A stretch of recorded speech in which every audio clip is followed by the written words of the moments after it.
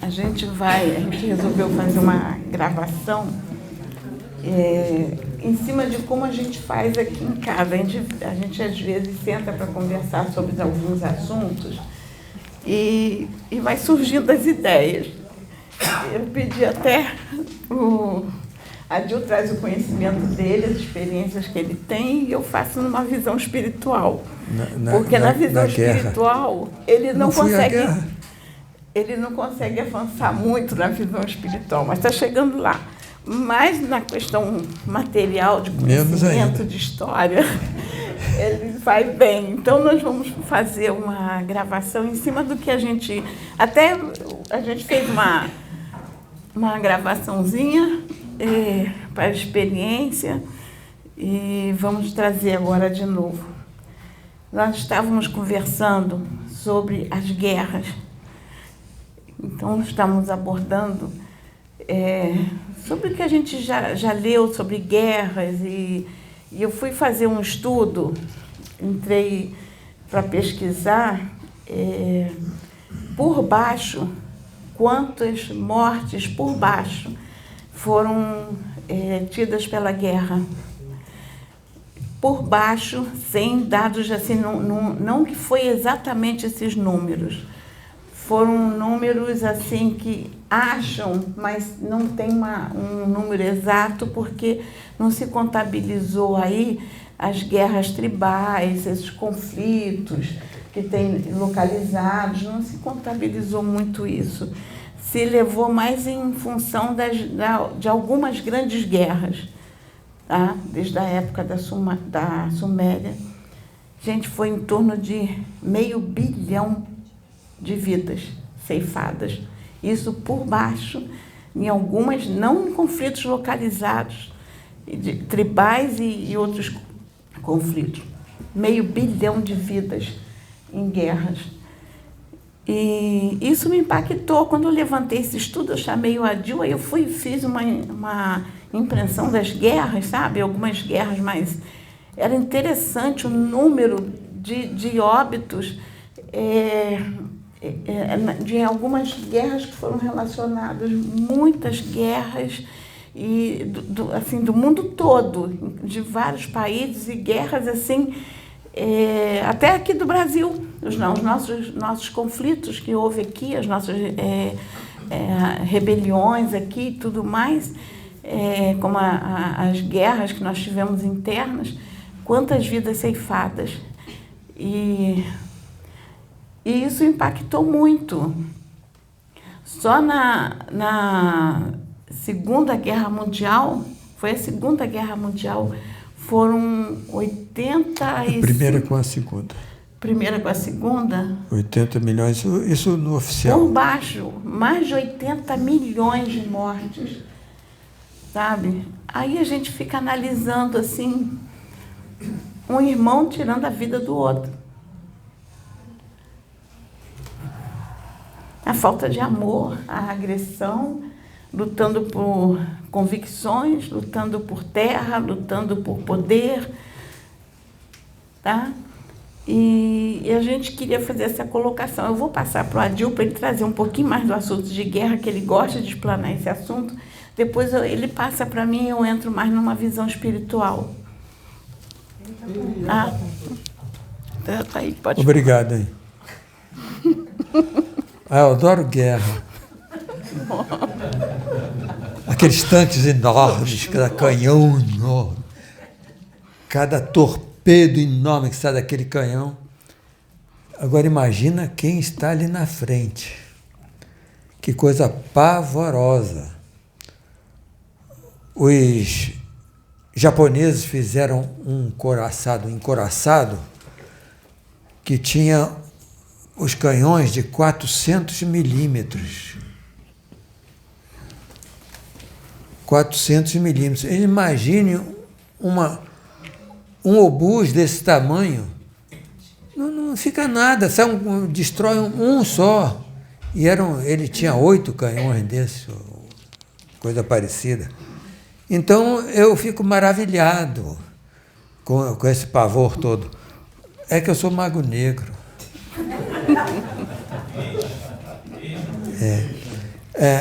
Mas, e para finalizar, ainda dar um finalmente mais emocionante, o Japão já estava derrotado em 1945, ali pelos meados, antes de... já estava derrotado, ele já não tinham mais combustível, estavam e o povo continuava por causa do fanatismo deles pelo imperador. Então eles lutavam até o fim, eles morriam sem arma. E aí inventaram a tal de bomba atômica. Os americanos precisavam testar a bomba. E aí usaram mesmo. Hiroshima e Nagasaki. E tinham 2 tipos de tecnologia da bomba. Então, eles usaram um tipo numa cidade e outro tipo na outra. Uma de urânio 235 e a outra de plutônio.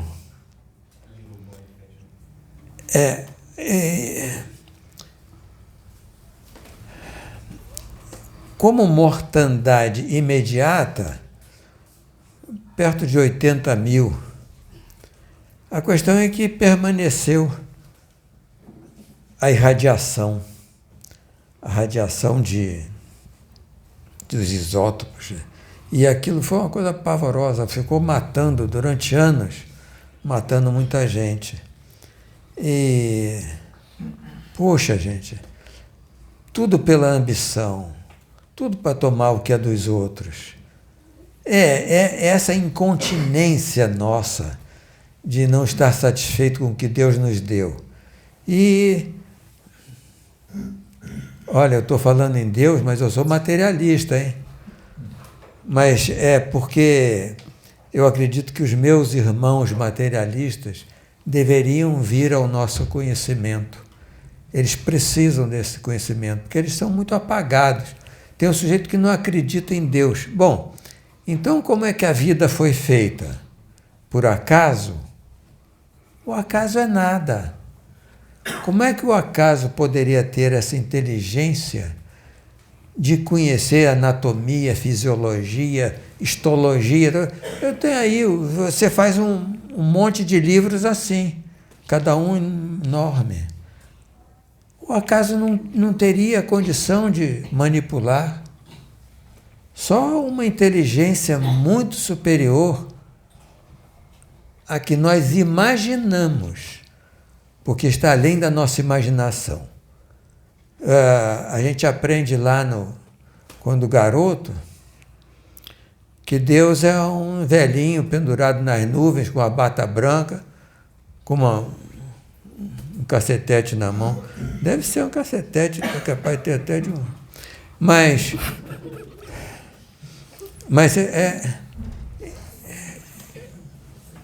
para fazer a vida, para inventar a vida, é só a gente ler alguma coisa sobre o assunto. A vida é uma coisa muito complicada. A superfície da Lua, aquilo aqui é comum, aquilo aqui é o direto. A vida é muito complicada. É só a gente pegar um livro aí de qualquer fisiologia, né?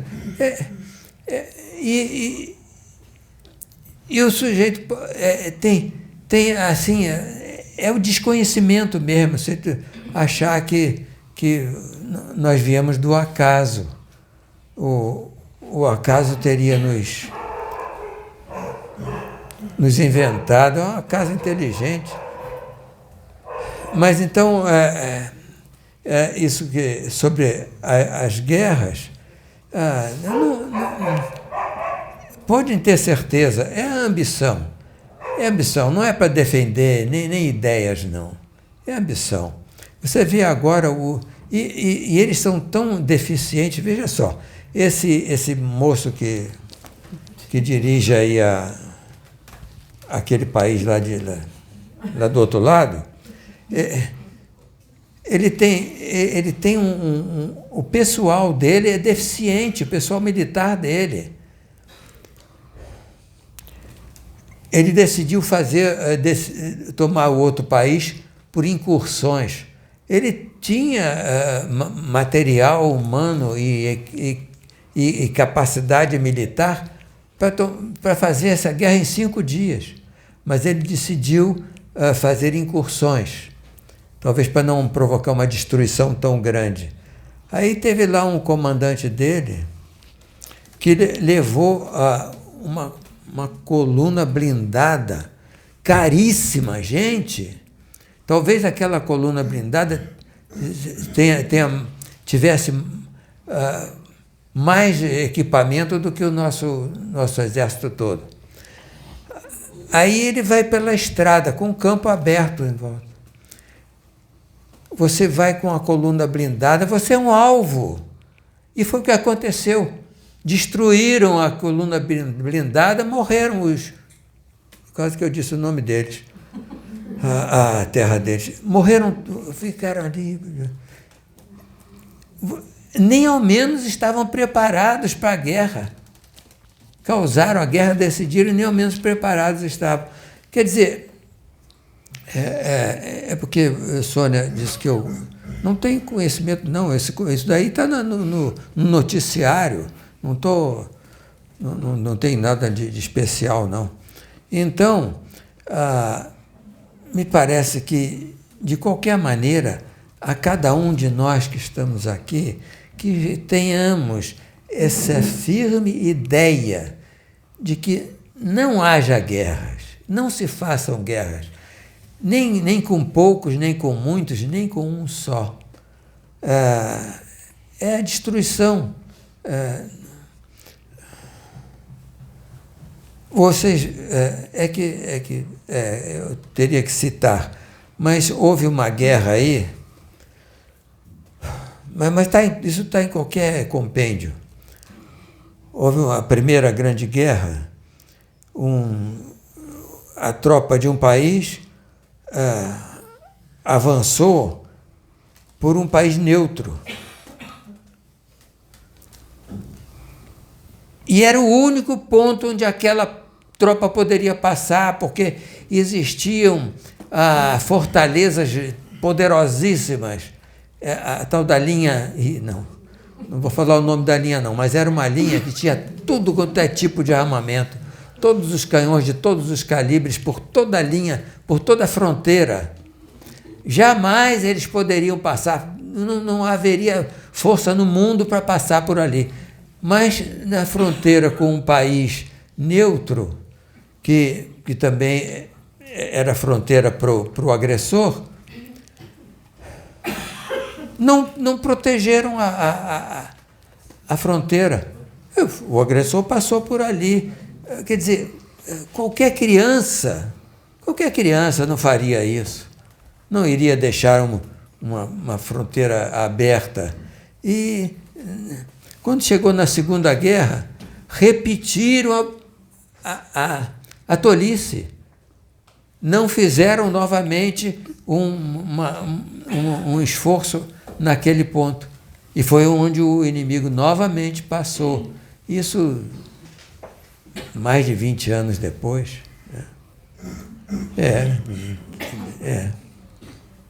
Mas então, veja só, quando eu falei que...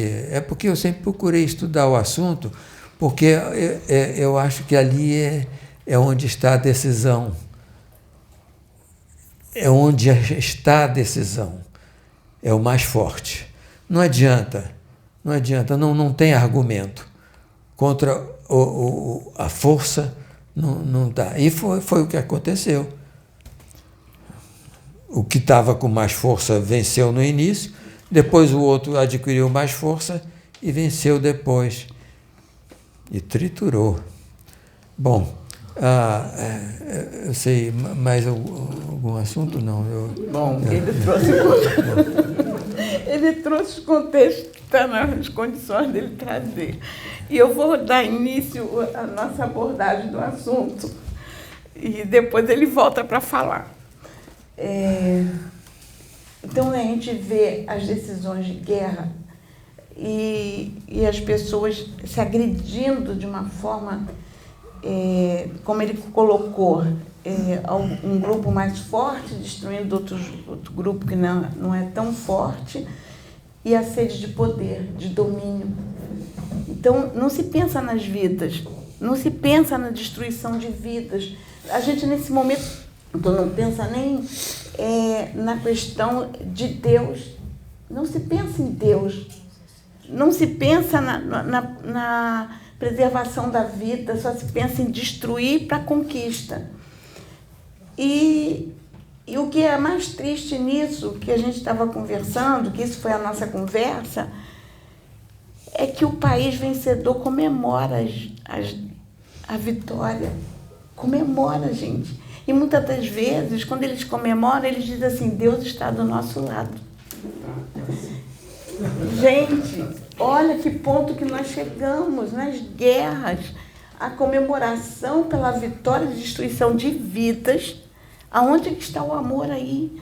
Aí depois, a gente diz assim, a gente ama. Aí, como eu estava falando, aí se faz caridade, da cesta básica, vai socorrer o país derrotado, vai tentar investir no país derrotado para levantar ele.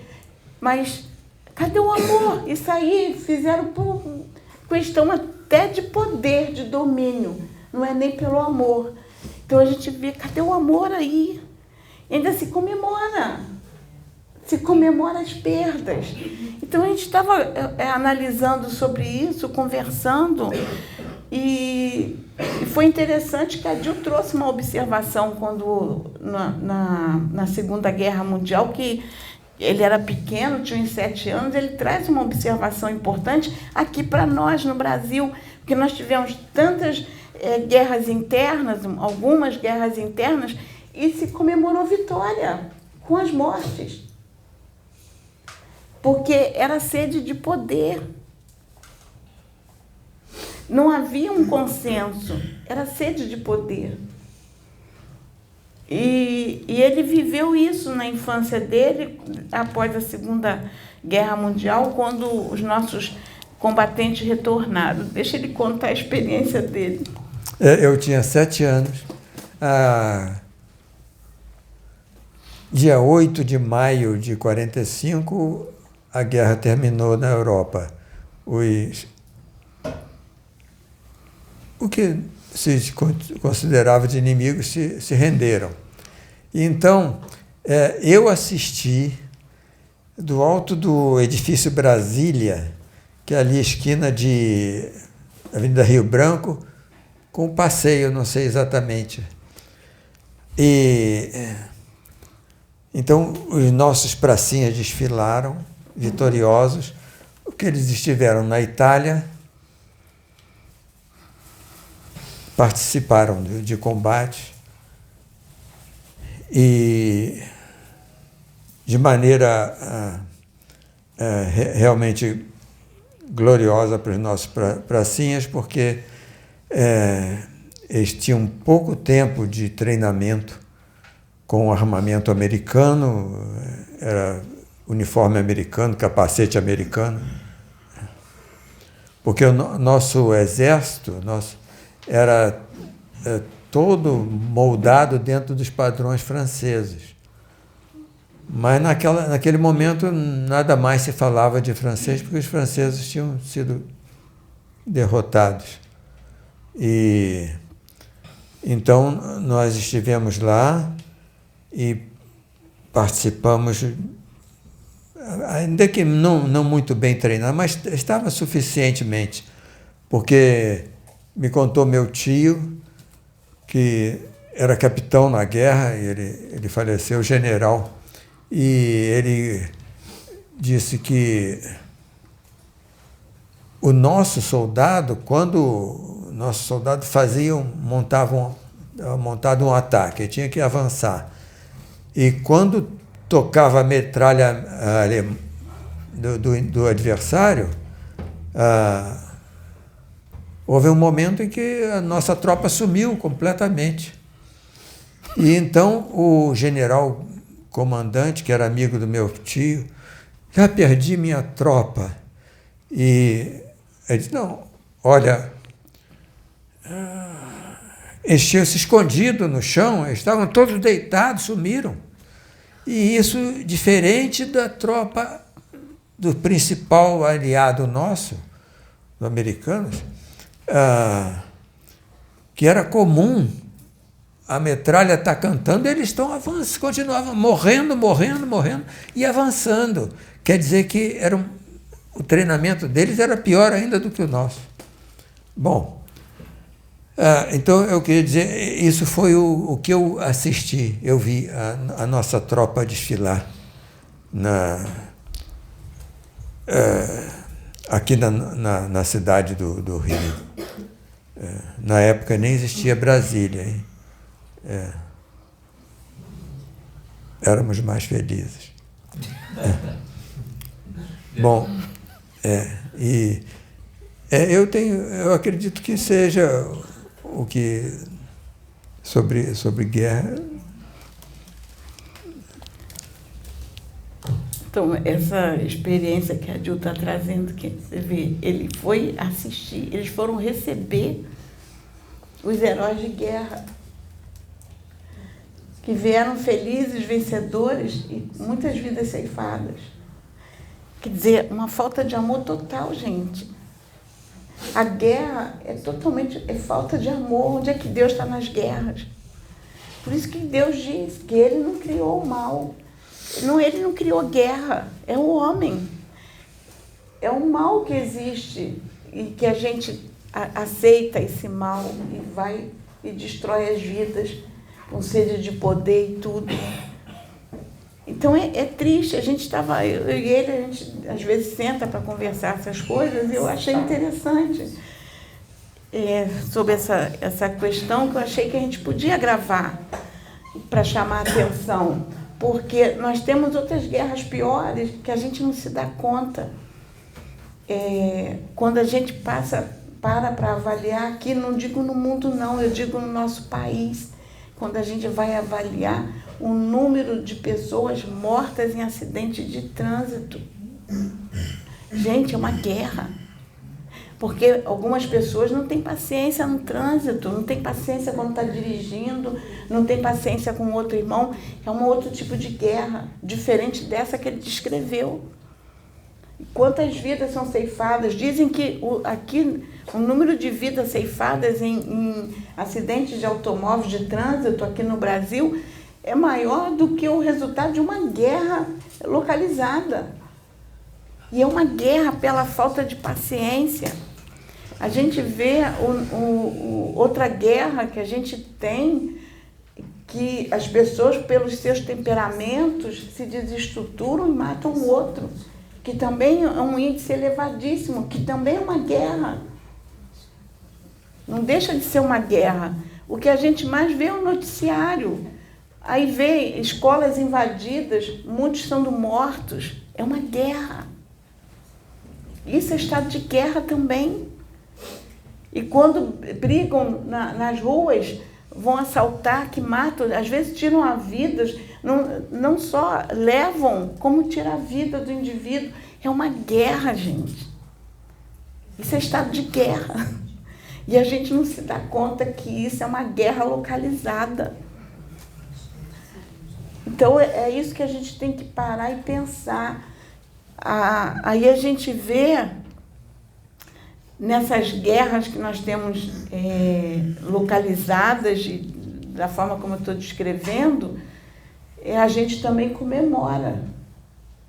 Porque tem uma incursão, matam-se vários infratores, aí a gente comemora, é justiça divina. Onde é que está a justiça divina aí? Não é justo, porque Deus não se alegra das vidas sendo ceifadas. Deus não se alegra da vida que o indivíduo ceifou, nem a vida do indivíduo que é ceifado. Deus não se alegra nisso, porque Deus quer mudança. Deus quer mudança nessa forma da gente pensar. Aí a gente fala tanto de reforma íntima. Mas será que nós estamos realmente, será que se atingir um dos nossos, de que forma a gente vai reagir? Nós estamos numa guerra. E de que forma a gente vai reagir? A gente vai compreender?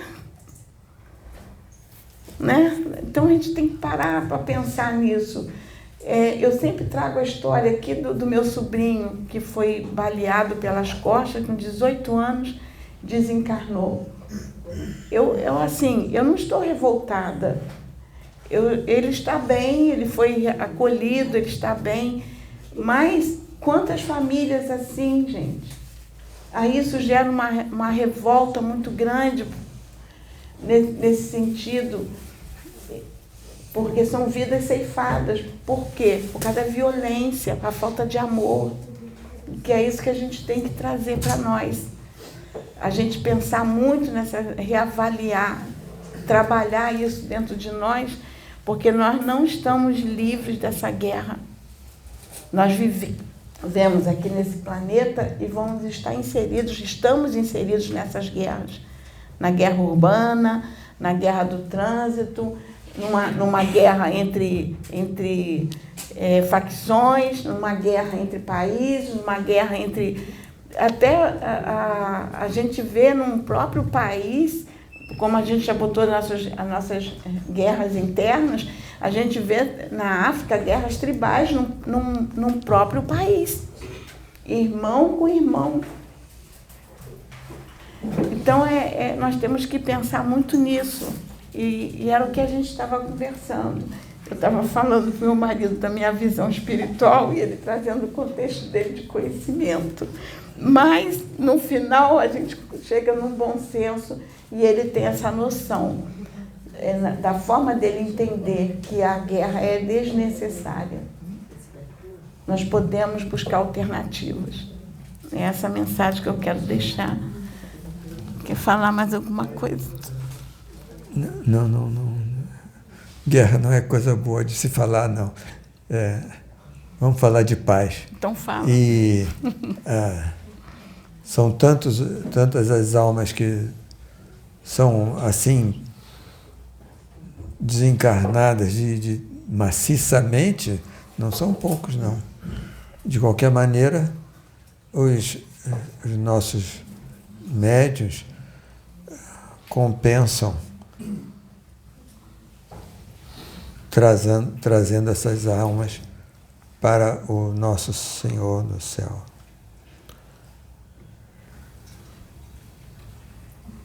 É melhor terminar numa brincadeira antes de rir do que chorar. Pode fechar, Juliana.